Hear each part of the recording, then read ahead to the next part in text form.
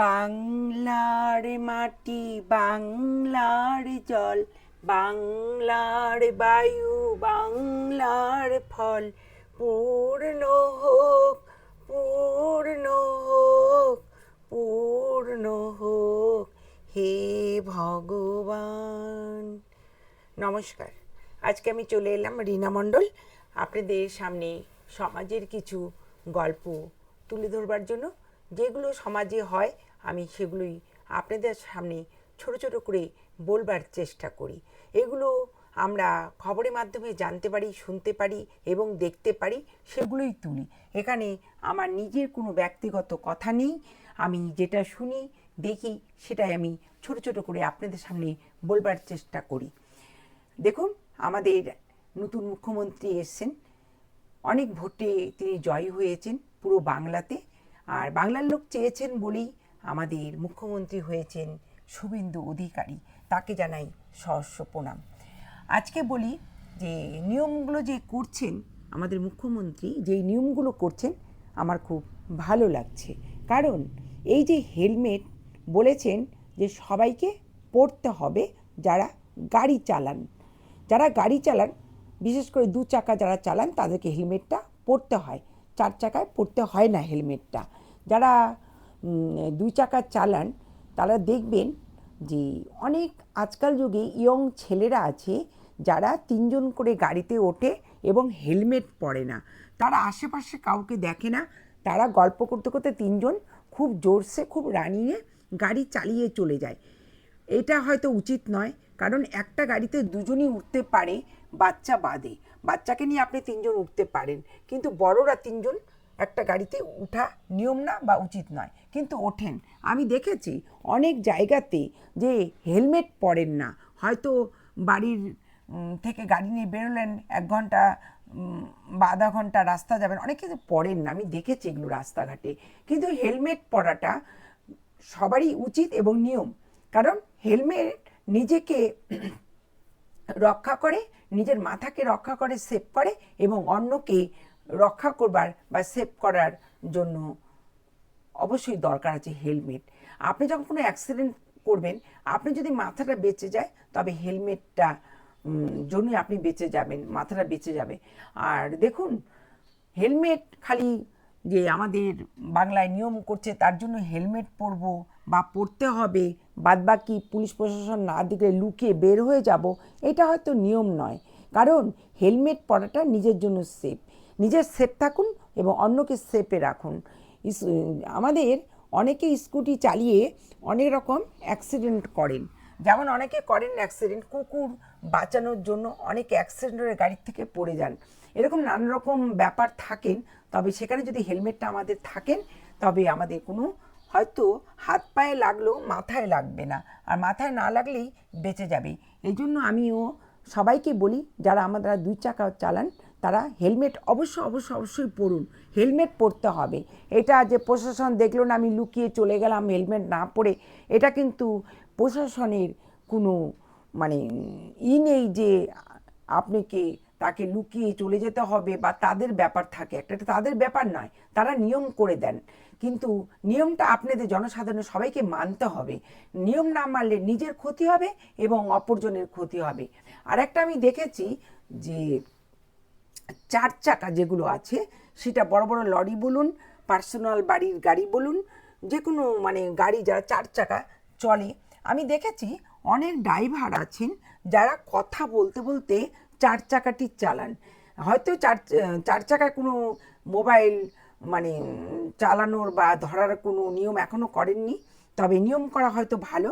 অনেককে আমি দেখেছি যে চার চাকা কথা বলতে বলতে তারা গাড়ি চালাচ্ছেন, এর ফলে তাদের মনটা ওই মোবাইলের মধ্যে থাকেন, ওই যে আশেপাশে তারা কিছু দেখতে পারেন না বা শুনতে পারেন না, সম্পূর্ণ মনটা মোবাইলে থাকে এবং গল্প করতে করতে তারা গাড়ি চালান।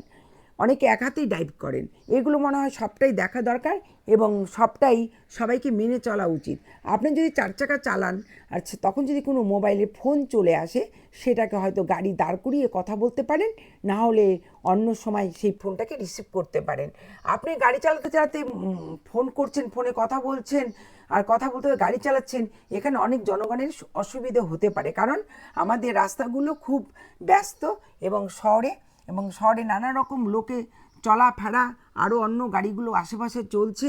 এই জন্য আমার মনে হয় 4 চাকা এই যে ড্রাইভারগুলো গাড়িগুলো চালায়, তাদের এই জিনিসটাও দেখা উচিত। আর একটা কথা বলতে চাই আমি, যে স্পিডে গাড়িগুলো চলে, অনেক দেখবেন অনেক গাড়ি 4 চাকা বলুন 2 চাকা বলুন অনেক স্পিডে চলে, তাতে আশেপাশে যারা চালান তাদের অসুবিধা হয়ে পড়ে। এই জন্য একটা স্পিড বা যেটা রেস বা রান যেটা চলে, সেটা একটা মাত্রা করা উচিত। 60, 70, 50, 40 এরকম একটা মানে নির্দিষ্ট মাত্রায় যেন মানুষ গাড়ি চালান, তাহলে হয়তো অ্যাক্সিডেন্টটা অনেকটাই বেঁচে যাবেন। আমরা কিছুদিন যাবৎ আমাদের চারিদিকে প্রচুর পরিমাণে অ্যাক্সিডেন্ট দেখছি, যেখানে মারা যাচ্ছেন। এগুলো যদি আমাদের দেখা হয়, তবে অ্যাক্সিডেন্ট থেকে অনেকে বেঁচে যাবেন। আর একটা দেখেছি, বেশিরভাগ লরি বলুন আর পার্সোনাল গাড়ি বলুন, তারা ড্রিঙ্কস করে গাড়ি চালান। এই ড্রিঙ্কস করে গাড়ি চালানোটাকে একবারেই বন্ধ করে দিতে হবে। কারণ ড্রিঙ্কস অবস্থায় তাদের মাথায় তাদের কোনো মানে হয়তো আসল হুঁশটা উড়ে যায়, সেই অবস্থায় গাড়ি চালান। এই ড্রিঙ্কসটা একদমই বন্ধ করে দিতে হবে। আমি মনে করি যে সমাজে যে ড্রিঙ্কস করছে, মদ্যপান করছে, সেটাকে সম্পূর্ণ বন্ধ করা উচিত। না হলে দেখবেন অনেক গরিব শ্রেণীর বাড়ি আছে, যার ছেলে যার স্বামী দিনরাত মদ্যপান করছেন, তারা বাড়ির কাজ করেন না, তার ওয়াইফ তার মেয়ে তার ছেলে হয়তো কাজ করেন, তাদের কাছ থেকে টাকা পয়সা নিয়ে মদ্যপান করেন, তারা নিজেরা কোনো কাজ করেন না। ওয়াইফ তাদের স্ত্রীরা মানুষের বাড়ি বাসন মাজে, থালা মাজেন, যে টাকাটি উপার্জন করেন, তার হাজবেন্ডরা সেটা তাদের কাছ থেকে জোর জবরদস্তি করে মারপিট করে নিয়ে গিয়ে মদ্যপান করছেন। মদ্যপান সমাজের পক্ষে ভালো নয় এবং শরীরের পক্ষেও ভালো নয়, শরীরের পক্ষেও ক্ষতিকারক।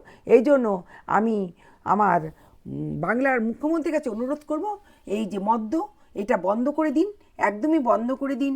তারপরে কত তামাক জাতীয় দ্রব্য আছে যেটা খেলে ক্যান্সার হয়, সেটাকেও বন্ধ করবার চেষ্টা করুন। আপনি আমাদের বাংলাতে অনেক ভেবেচিন্তে আমরা বাংলাতে এনেছি আপনাকে, যে বাংলায় কিছু ভালো কাজ করার জন্য। আরেকটি বাংলার মুখ্যমন্ত্রীর কাছে অনুরোধ করব, এই যে চারিদিকে মারপিট হচ্ছে, অনেক অশান্তি হচ্ছে, অনেকেই ঘর ছেড়ে অন্যত্র চলে গেছেন। আমরা বদলা নয় বদল চেয়েছিলাম। আমরা যে কোনো মুখ্যমন্ত্রী আসুক, সিপিআইএম আসলো, তৃণমূল আসলো, এবার বিজেপি এসছেন, সবাই একই রকম যদি বদল না করে বদলা নেন, তাহলে তো একই রকমভাবে আমাদের বাংলা চলবে। আমরা বাংলায় এরকম চাই না বলেই আমরা বদল এনেছি আমাদের সবাই মিলে। বাংলাতে প্রচুর পরিমাণে ভোট পেয়েছেন একই কারণে, যে বাংলা এবার যিনি মুখ্যমন্ত্রী হবেন, তিনি আমাদের বাংলাটিকে বদল করবেন, বদলা নয়। ও প্রথম থেকে যাদেরকে দেখেছি সব বদলা নিয়েছে, একের পর এক যখন জিতে গেছে বদলা নিয়েছে একে অপরের পার্টিতে। এই জিনিসটি যেন এখন আর না হয়। আমরা ছোটোবেলার থেকে এটা দেখেছি, যে জিতছে সে বাড়িঘর ভেঙে দিচ্ছে, মানুষকে মেরে দিচ্ছে, কেউ বা ঘর ছাড়া হয়ে যাচ্ছে। আমি বিজেপির মুখ্যমন্ত্রী শুভেন্দু অধিকারীর কাছে অনুরোধ করব, এইগুলো বন্ধ করে দিন।